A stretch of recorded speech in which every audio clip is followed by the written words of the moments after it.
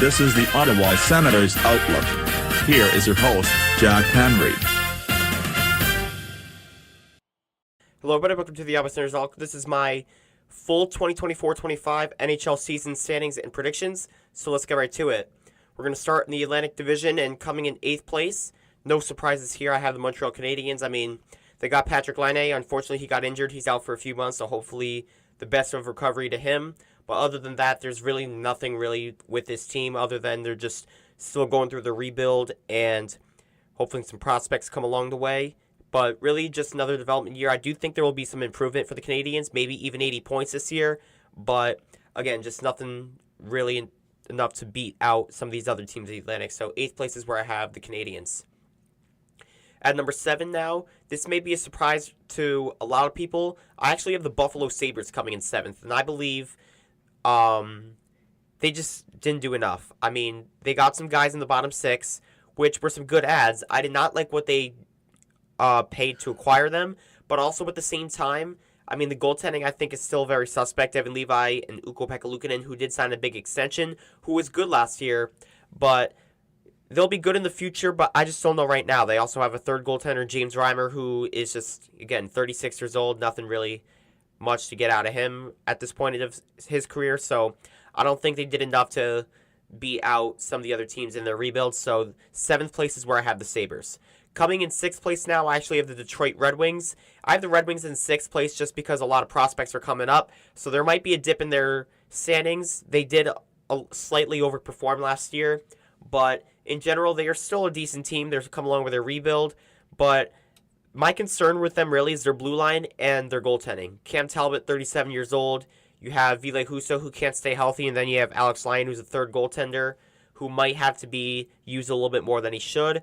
But then outside of Moritz Seider and then Simon Edmondson, I mean, this decor sucks. And that's going to be a big backbone for a lot of these teams in the Atlantic Division, which ones are going to have the best goaltending and blue lines. So I do think Detroit is a bit weak in that, but I do think they'll still be decent enough with their offense, especially bringing back Kane, bringing in Tarasenko, and a few other guys.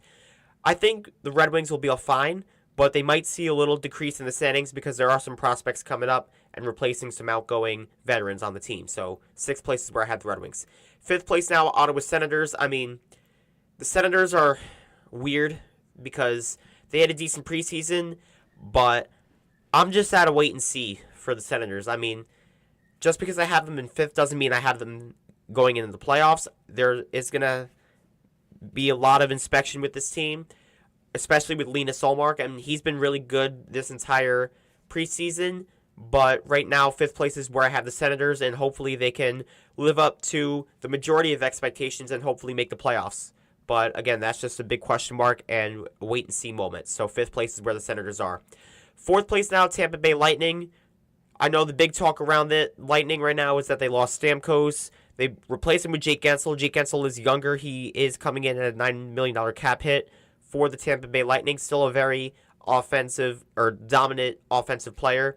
He's going to be with Braden Point and Nikita Kucherov on that top line. They lost a couple of guys. They lost Mikhail Sergachev, but they did bring back Ryan McDonough, so that replaces some stability with the Lightning. But at the same time, they did lose some guys, and the blue line overall and the bottom half of their forward core is still a little bit weak. Andrei Vasilevsky might get a bounce-back season, and I think we will, but just the depth on this team is pretty weak, and that's why I have them in 4th place once again. In 3rd place now, I actually have the Toronto Maple Leafs. They put in some good ads. They have Oliver Ekman-Larsson. They did sign Yanni Hakanpää. Max Pacioretty still on the PTO, so we'll see if they bring him in full-time. And then they have Anthony Stolarz to go with Joseph Woll. Samsonov is gone.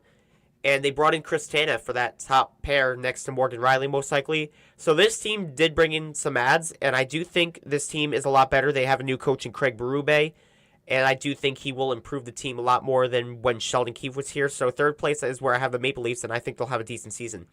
And now for the top 2 seeds, no surprise here. I do have the Florida Panthers winning the division again, and the Bruins finishing 2nd. I think Florida's still a really, really, really good team. They're coming off of the Stanley Cup championship last year, but my concern with them is their depth, obviously, just because, again, the cup tax. That's going to really hang over them a little bit. Their depth isn't what it was, but I do think their top-end players with Sergei Bobrovsky are still going to be very useful for the Panthers. I think it will be enough for them to win the division. As for the Bruins, they lost Allmark. They bring in Corpuscello in that trade. They just signed Jeremy Swayman, 8 years, $8.25 million. I mean, was $250,000 what was holding them over. But Swayman is in, so that's good for the Bruins. Their blue line, they bring in Zadorov. They have a long-term first-line center, at least I hope they do, in Elias Lindholm, who they've been in rumors with for the longest of time when Patrice Bergeron retired. So the Bruins are looking pretty ready for the most part, and we'll see how that season goes for them.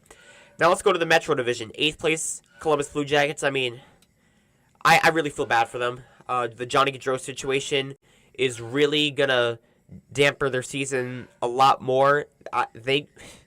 That is really going to mentally, impact them a lot. It's really sad for the Blue Jackets. I feel bad for their fans, and I just believe this is really going to hold them back a lot. So hopefully the Blue Jackets are able to fight through what they can and play in Johnny Gaudreau's spirit. But again, it's gonna be a tough season for Columbus, unfortunately. 7th place now, I have the Philadelphia Flyers.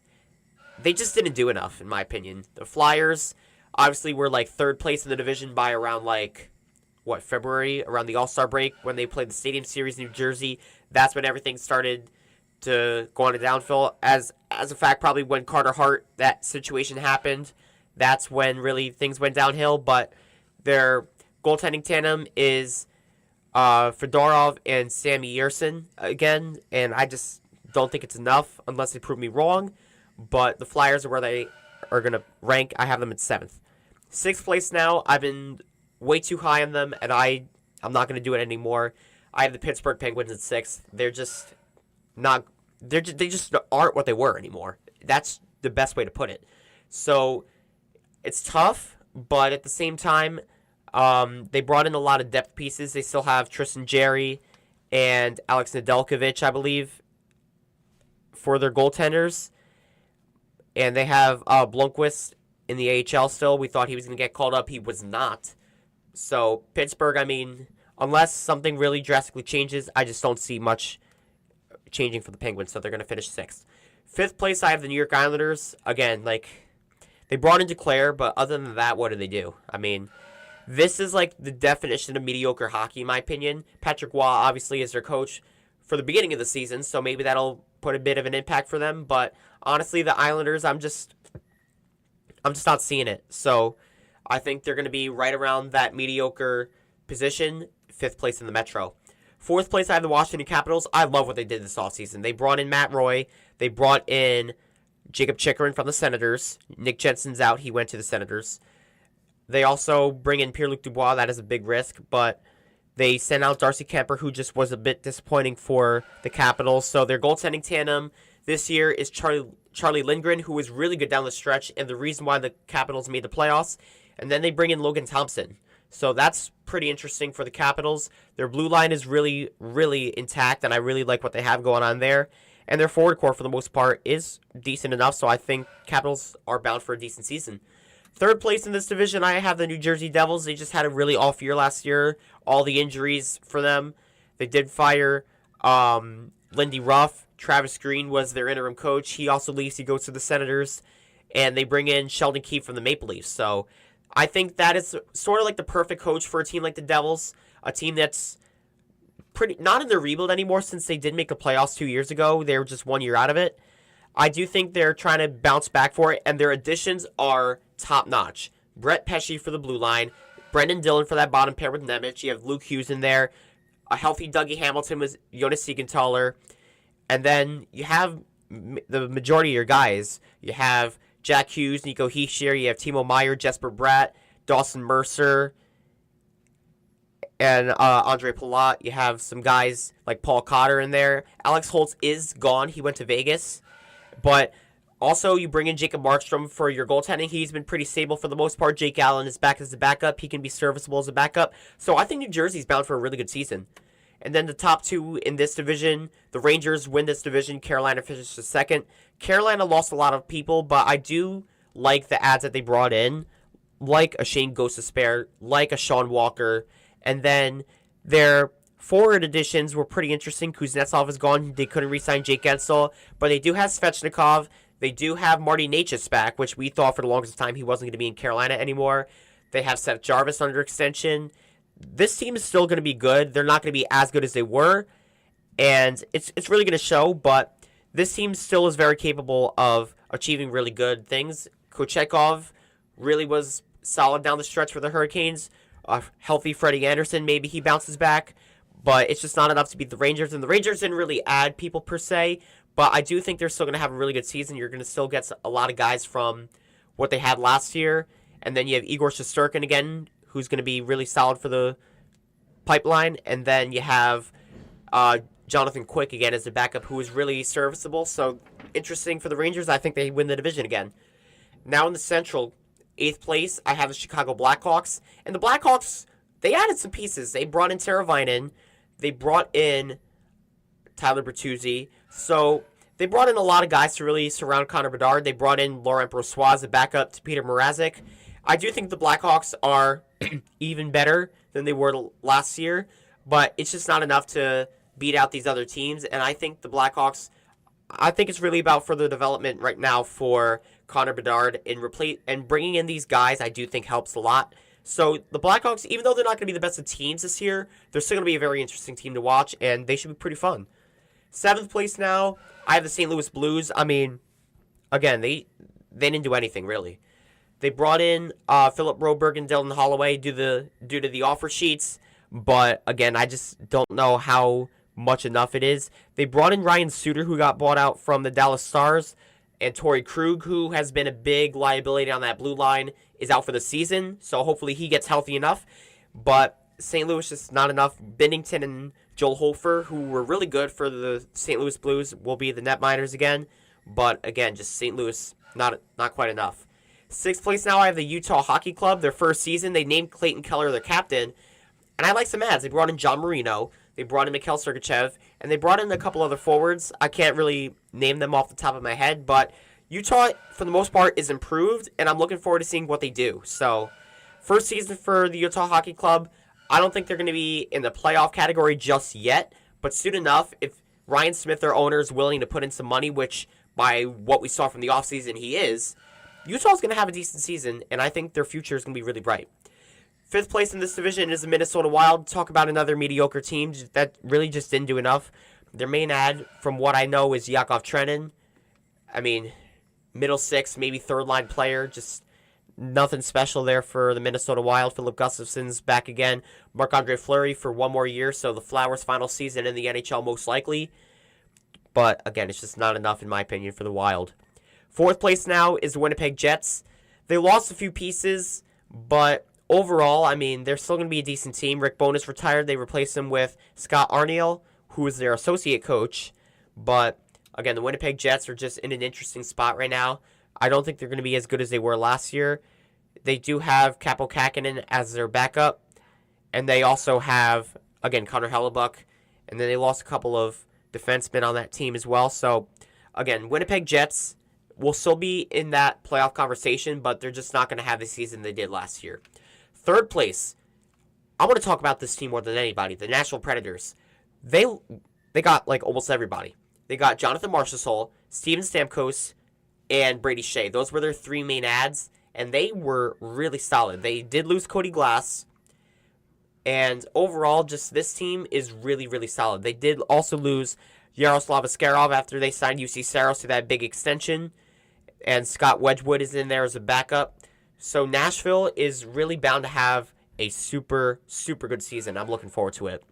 And now the top 2 in the Central. The Dallas Stars win this division. Colorado Avalanche finished 2nd. Joe Pavelski retired. That was a big loss for the Stars. Their blue line ads I wasn't a fan of. Ilya Lyubushkin, Matt Dumba, and Brendan Smith. I mean, all right, I guess. But nothing really special there. Casey DeSmith is a backup. And I like Casey DeSmith. I thought he did good with the Vancouver Canucks last year. And then the Colorado Avalanche really, they didn't do all too much.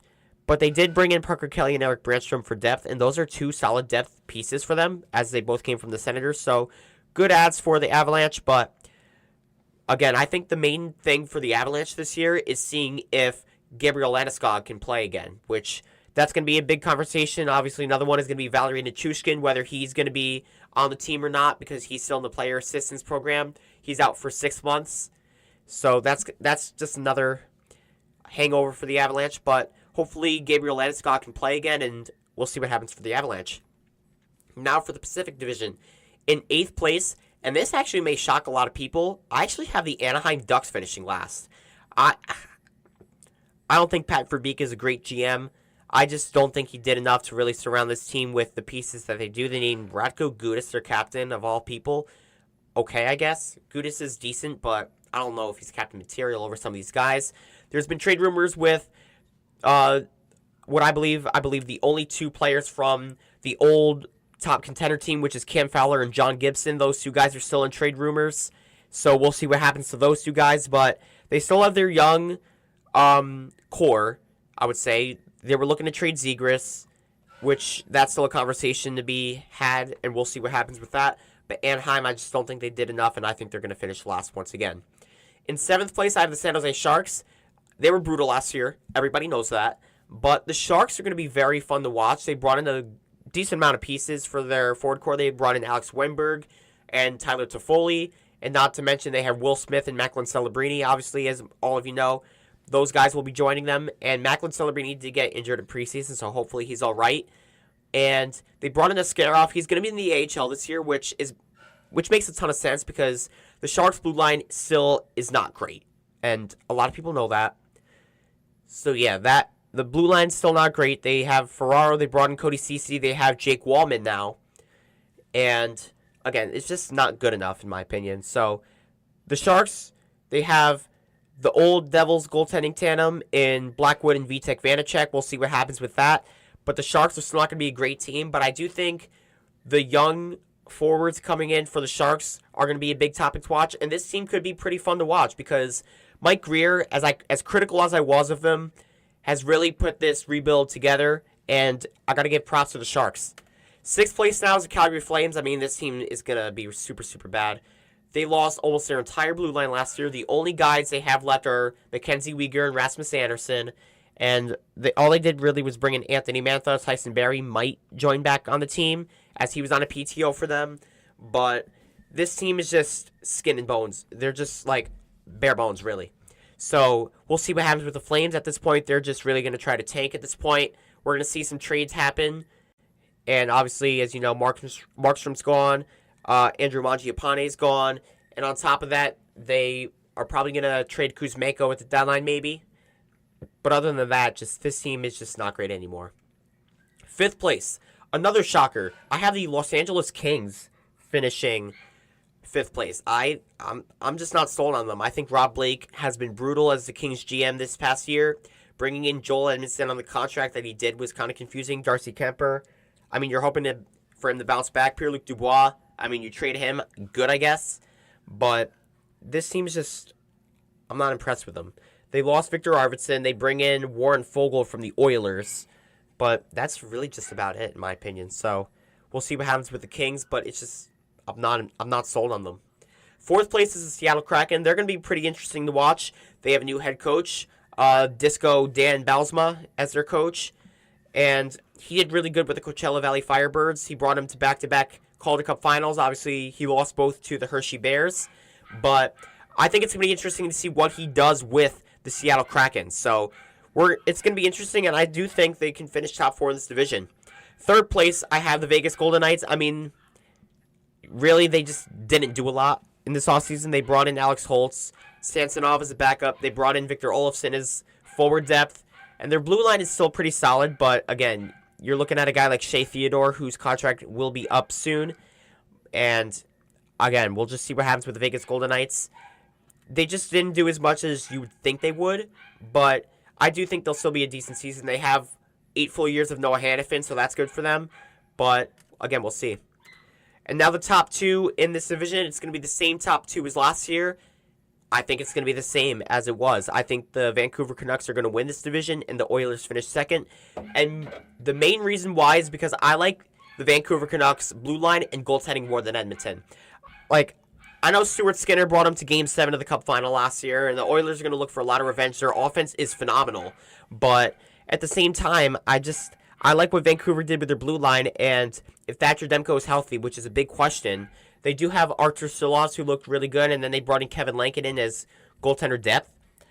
So I like that a lot. And then the Oilers' goaltending, obviously, is Skinner and Picard. They did lose Broberg and Dylan Holloway to the St. Louis Blues due to those offer sheets. Stan Bowman is their GM now, so that's a topic to be had, obviously, that we had back in June. But the Vancouver Canucks, really solid. Now let's go to the playoffs.